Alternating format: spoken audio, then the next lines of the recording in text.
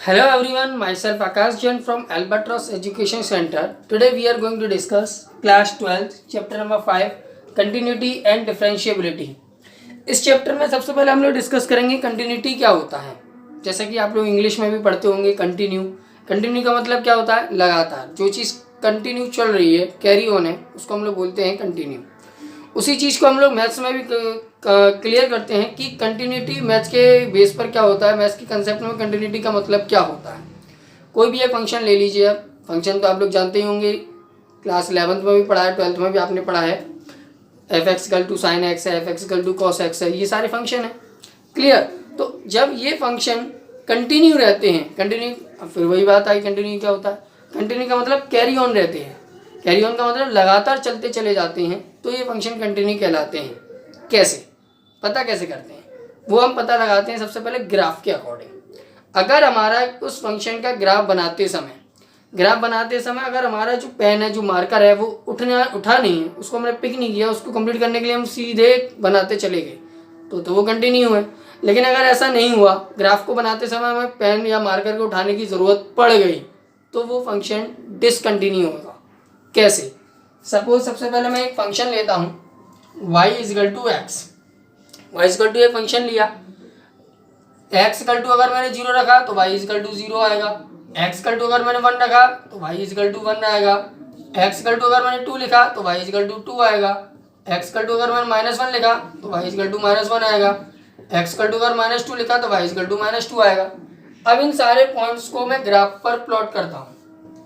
Plot करने के बाद क्या कंडीशन बनती है देखिए ज़रा, ये आपका 0 1 2 3 -1 -2 -3 1 2 3 -1 -2 -3। क्लियर। पहला पॉइंट है आपका 0,0, ये आ गया आपका। दूसरा पॉइंट है 1,1, ये आ गया आपका। तीसरा पॉइंट है 2,2, ये आ गया आपका। चौथा पॉइंट है -1,1, ये आ गया आपका। पांचवा पॉइंट है -2,-2, ये आ गया आपका। अब इन सारे पॉइंट्स को मिलाना चाहिए हमें, मिलाया हमने। जब मैंने इन सारे पॉइंट्स को मिलाया तो मुझे पेन उठाने की ज़रूरत या मार्कर उठाने की ज़रूरत नहीं पड़ी। क्लियर। तो ये आपका जो फंक्शन है ये हो गया आपका कंटिन्यू। ये जो फंक्शन है ये आपका हो गया कंटिन्यू, क्योंकि इसको कंप्लीट करने के लिए मुझे मार्कर या पेन उठाने की ज़रूरत नहीं पड़ी। हम एक एग्जाम्पल लेते हैं डिसकंटिन्यू फंक्शन का। सपोज मैंने एग्जाम्पल लिया y is equal to 1/x where x should not be equal to 0। अब इसका ग्राफ बनाने की कोशिश करें तो यहाँ पर आप देख रहे हैं x इक्वल टू अगर मैं 1 लेता हूँ तो y इजकल टू मेरा 1 आएगा, x इक्वल टू अगर 2 लेता हूँ तो y इजकल टू आपका 2 आएगा, x इक्वल टू अगर 1/2 यानी कि 0.5 आएगा, x इक्वल टू अगर मैं 4 लेता हूँ तो y इजकल टू 1/4 यानी कि 0.25 आएगा, और x इक्वल टू अगर मैं -1 लेता हूँ तो y इजकल टू -1 आएगा, x इक्वल टू अगर मैं -2 लेता हूँ तो y इजकल टू -1/2 यानी कि -0.5 आएगा, x इक्वल टू अगर मैं -4 लेता हूँ तो y इजकल टू -1/4 यानी कि -0.25 आएगा। क्लियर। अब इन सारे पॉइंट्स को मैं ग्राफ पर प्लॉट करता हूँ। ये हो गया आपका 0 1 2 3 4 -1 -2 -3 -4 -1 -2 -3 -4 1 2 3 4। पहला पॉइंट है 1,1, ये आ गया आपका 1,1। दूसरा पॉइंट है 2,0.5 आपका ये आ गया, 2,0.5 आपका ये आ गया।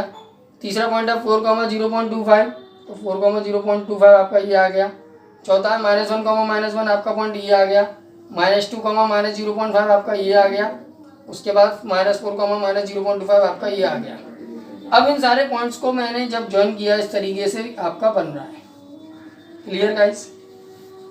तो आप यहाँ पर देख रहे हैं कि नेगेटिव के कंप्लीट करने के लिए मुझे अलग करना पड़ा, पॉजिटिव वाले को कंप्लीट करने के लिए मुझे अलग करना पड़ा। यानी कि ग्राफ को कंप्लीट करने के लिए मुझे पेन या मार्कर उठाने की नीड आ गई, ज़रूरत पड़ गई। तो इसका मतलब ये क्या हो गया, ये फंक्शन आपका डिसकंटिन्यू है, ये फंक्शन आपका डिसकंटिन्यू है।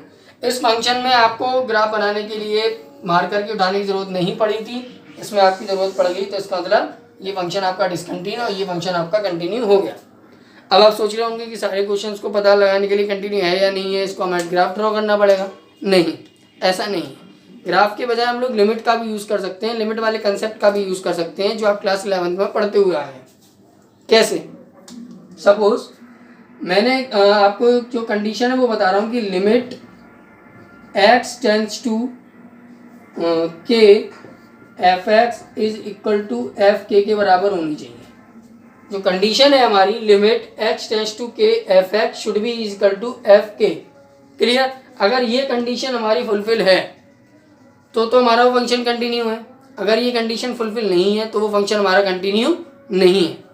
फॉर एग्जाम्पल सपोज हमारा जो फंक्शन है f x is equal to वो है आपका 5x - 3।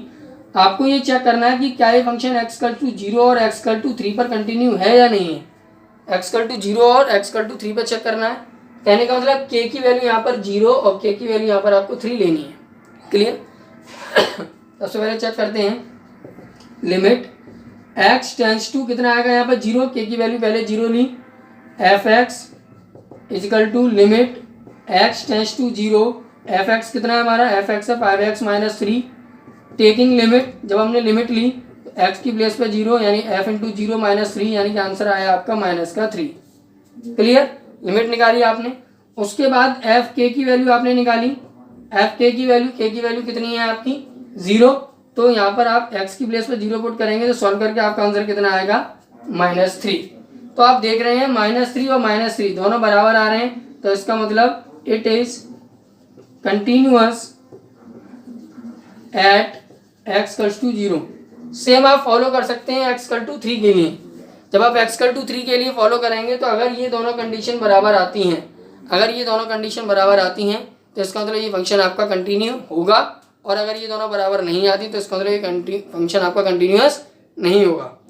फिर से रिपीट कर दूं, कंटिन्यूअस होने के लिए कंडीशन क्या है, left hand limit, right hand limit और उस फंक्शन की उस पॉइंट पर वैल्यू इक्वल होनी चाहिए, तीनों कोइंसाइड करनी चाहिए। अगर कोइंसाइड यानी कि सेम आ रही हैं तो वो आपका कंटिन्यू फंक्शन है, और अगर ऐसा नहीं है तो वो फंक्शन आपका कंटिन्यू नहीं है।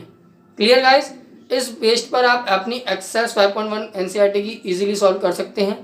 फिर भी अगर कोई प्रॉब्लम हो तो you can ask to my WhatsApp number which is given in the description box. Till then, thank you.